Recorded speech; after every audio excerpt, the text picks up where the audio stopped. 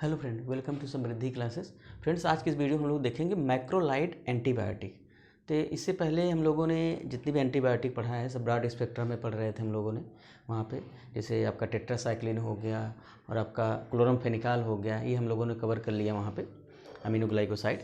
अब हम लोग देख रहे हैं आज मैक्रोलाइड एंटीबायोटिक। मैक्रोलाइड में क्या होता है, इसमें एक माइक्रोसाइक्लिक लैक्टोन रिंग होता है जो आपके शुगर से अटैच्ड होता है। इसका मतलब है जो मैक्रोलाइड एंटीबायोटिक है उसमें क्या होगा कि मैक्रोसाइक्लिक लैक्टोन रिंग होगा जो आपके शुगर से अटैच होगा। अब बात करते हैं 1952 में सबसे पहले यहाँ पे ड्रग जो है वो इरिथ्रोमाइसिन, सबसे पहली ड्रग जो इरिथ्रोमाइसिन यहाँ पे मैक्रोलाइड में इंट्रोड्यूस की गई वो 1952 में। अब बात करें अगर हम लोग मैक्रोलाइड में कि इसकी जो इरिथ्रोमाइसिन कहाँ से ऑब्टेन करते हैं, तो इसको ऑब्टेन करते हैं स्ट्रेप्टोमाइसिस इराइथ्रस से ऑब्टेन करते हैं। और ये क्या है कि स्लाइटली वाटर सॉल्युबल है। अगर ये स्लाइटली वाटर सॉल्युबल है, दूसरा चीज़ क्या है कि इसका जो सोल्यूशन है वो स्टेबल होगा, लेकिन स्टेबल तब होगा जब उसको हम कोल्ड जगह पे रख दें। मीन्स अगर उसको ठंडे जगह पर रख दें तो इसका जो सोल्यूशन होगा वो क्या हो जाएगा, स्टेबल होगा। लेकिन ये जो ड्रग है वो एसिड लेबाइल है। मीन्स क्या होगा कि जब एसिड में जाएगा तो इसका डिग्रेडेशन हो जाएगा।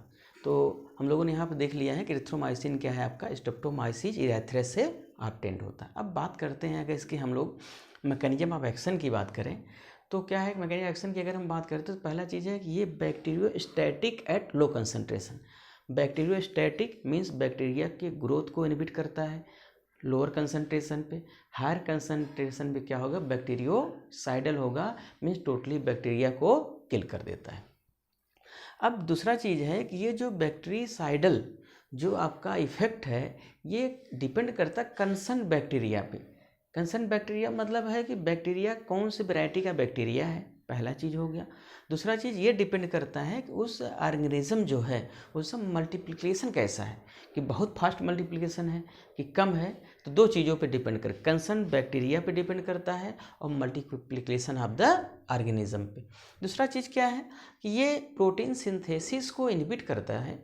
तो आपको पता है कि हमने बताया कि यहाँ पे हमारा जो मेन गोल है वो है कि अल्टीमेटली चाहे हम पेप्टाइड चेन के फार्मेशन को इनहिबिट कर दें, इलांगेशन को इनहिबिट कर दें, टर्मिनेशन को इनहिबिट कर दें, जो भी स्टेप हम इनहिबिट करते हैं अल्टीमेटली हमारा जो गोल है that is the protein synthesis को इनहिबिट करना है। तो और दूसरा चीज़ है कि ये जो एल्कलाइन मीडियम है, मीन्स जब पीएच ज़्यादा होता है तो उस कंडीशन में ज़्यादा इफेक्टिव होता है, क्योंकि क्या हमने बताया कि ये एसिड लेवाइल है। इसका मतलब जैसे एसिडिक मीडियम में आएगा इसका क्या हो जाएगा, ब्रेक डाउन हो जाएगा। इसका मतलब जब आपका जो मीडियम होगा, जब बेस होगा मोर देन 7 से ऊपर जाएगा, एल्कलाइन मीडियम आएगा, उस कंडीशन में ये क्या होता है कि एल्कलाइन मीडियम इसके इफेक्ट को फेवर करता है कि इरिथ्रोमाइसिन जो है वो ज़्यादा इफेक्ट शो करेगा। तो सबसे पहले इरिथ्रोमाइसिन यहाँ पे डिस्कस की गई, उसके बाद क्लेथ्रोमाइसिन आ गया, एजिथ्रोमाइसिन डिस्कवर किया गया जो सेमी सिंथेटिक है, वहाँ कुछ चेंजेस किया गया, उसको बाद में वहाँ पर डिस्कवर किया गया। उसको डिस्कवर करने का ये यहाँ पे मेन एम था कि जो इसमें डिफेक्ट है, जो इरिथ्रोमाइसिन में जो आपका डिफेक्ट है उस डिफेक्ट को पूरा करने के लिए क्या करते हैं कि हम लोगों ने यहाँ पे सेमी सिंथेटिक को डिस्कवर किया। वो आपका क्लेथ्रोमाइसिन हो गया, एजिथ्रोमाइसिन बाद में लॉन्च किया गया। तो अब हमने बताया कि यहाँ पे क्या करता है, अगर मैकेनिज्म की बात करें तो ये जो inhibit translocation of elongated peptide chain from A side to P side. तो इसमें क्या है कि अब जो इलांगेटेड पेप्टाइड चेन है जो ए साइड से पी साइड पे ट्रांसफ़र होगा, जब ए साइड से पी साइड पे ट्रांसफ़र होता है तो ए साइड फ्री हो जाएगा, नया अमीनो एसिड ट्रांसफर आरएनए आएगा, बाइंड करेगा मैसेंजर आरएनए पे। तो वहाँ पे क्या होगा, प्रोटीन सिंथेसिस होगी, कोडॉन एंटी कोडॉन मिलेंगे और फर्दर चेन बढ़ती चली जाती है। तो यहाँ पे क्या है कि जो इलांगेटेड पेप्टाइड चेन है उसका जो ट्रांसलोकेशन होता है, ठीक है, मीन्स माइग्रेशन जो होता है ए साइड से पी साइड पे होता है, उसको इनहिबिट कर देता है। अब ए साइड से पी साइड पे जब इनहिबिट हो जाएगा तो यहाँ पे ए साइड में फ्री अवेलेबिलिटी नहीं होगी। फ्री अवेलेबिलिटी नहीं होगी तो ये जो आपका अमीनो एसिड आ रहा है, नया अमीनो एसिड ट्रांसफर आरएनए आता है, वो ए साइड पे बाइंड नहीं करेगा। दूसरा चीज़, ये आपका जो इरिथ्रोमाइसिन है ये 50S राइबोसोम पे बाइंड करता है। तो आपने बताया कि जो इरिथ्रोमाइसिन है 50S राइबोसोम पे बाइंड करेगा। ये क्या करता है, इलांगेटेड पेप्टाइड चेन को, ट्रांसलोकेशन को जो ए साइड से पी साइड पे होता है उसको इनहिबिट कर देता है। यहाँ देखेंगे हम लोग erythromycin bind to 50S ribosome क्या करता है, inhibit translocation of elongated peptide chain from A site to P site. यहाँ पे इनहिबिट कर देगा, इलांगेशन पेप्टाइड जो चेन है उसका ट्रांसलोकेशन नहीं होगा, मीन्स माइग्रेशन नहीं होगा from A site to P site. उसके बाद क्या होगा, अब A site is unavailable for the next transfer amino acid. तो यहाँ पे ए साइट जो है वहाँ पे फ्री नहीं होगा कि कोई नया अमीनो एसिड ट्रांसफर आरएनए आके उस पर बाइंड कर जाए, तो ultimately protein synthesis will be inhibited, protein synthesis inhibit हो जाएगी। तो यहाँ पे यही दिखाया गया है। ये क्या है, ये आपका देखिए मैसेंजर आरएनए। मैसेंजर आरएनए पे आपको बताया कि हमने यहाँ पे 50S राइबोसोम 30S राइबोसोम है, ए साइट है, पी साइट है। इलांगेटेड जो आपका ए साइट पे जो इलांगेटेड पेप्टाइड चेन है उसका माइग्रेशन पी साइट पे नहीं होगा, पी साइट नहीं होगा तो ए साइट पे अवेलेबिलिटी नहीं होगा, नया amino acid transfer RNA bind नहीं करेगा। अब हम लोग बात करते हैं, एक छोटा सा पॉइंट है वो है आपका रेजिस्टेंस। रेजिस्टेंस की बात करें तो यहाँ पे जो बैक्टीरिया है ये क्या करते हैं कि आपका इरिथ्रोमाइसिन के अगेंस्ट में क्या करेंगे, ये एक रेजिस्टेंस डेवलप करते हैं। अब रेजिस्टेंस डेवलप कैसे करते हैं कि यहाँ पर क्या होता है कि एक स्टेरेज एंजाइम प्रोड्यूस कर देते हैं। अब स्टेरेज एंजाइम प्रोड्यूस करते हैं तो क्या करता है कि वो जो ड्रग आप ले रहे हैं उसको तोड़ देता है। अब आपको पता है कि जब जो ड्रग का एब्जॉर्प्शन होता है वो नॉन आयोनिक फॉर्म में होता है। अब ड्रग यहाँ ब्रेकडाउन हो गया, अब ड्रग का ब्रेकडाउन हो गया तो क्या होगा, ड्रग का एब्जॉर्प्शन नहीं होगा।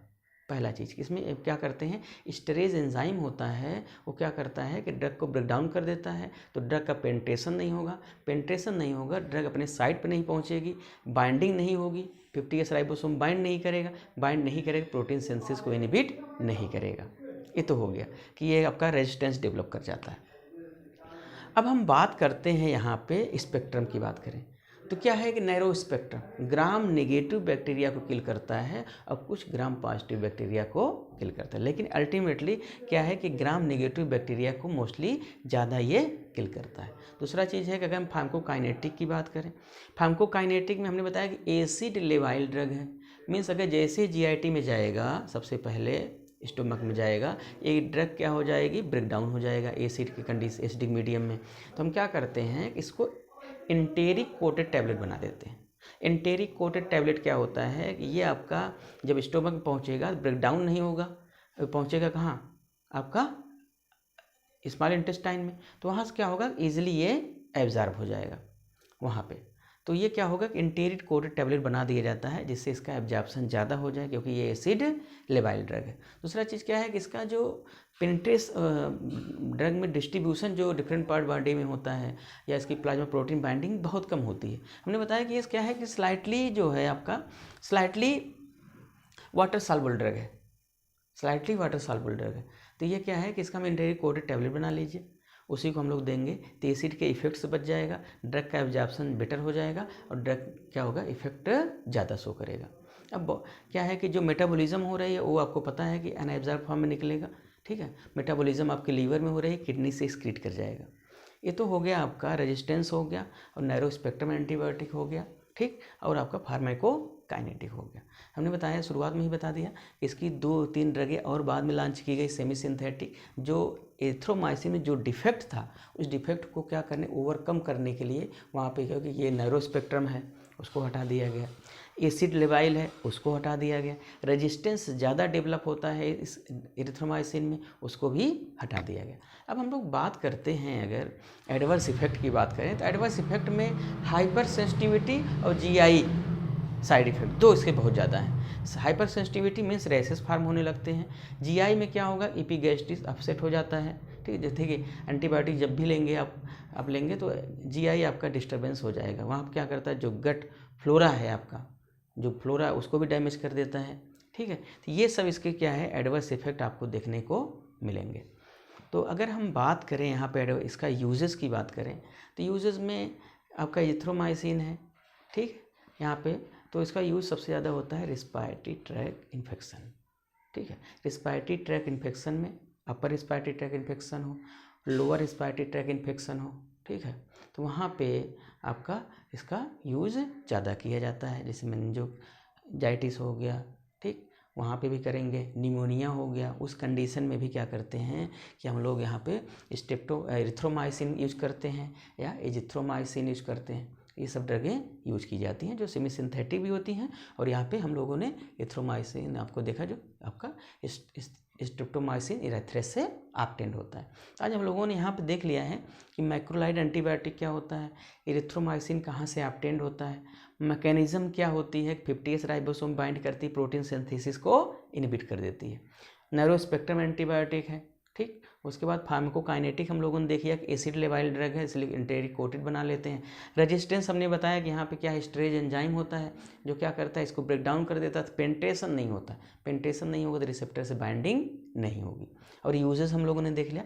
तो अब हम लोगों ने यहाँ पे देख लिया है मैक्रोलाइड एंटीबायोटिक। तो हम लोग नेक्स्ट वीडियो में, कमिंग वीडियो में देखेंगे कुछ नया टॉपिक। तो मिलते हैं एक नए वीडियो में। Thank you.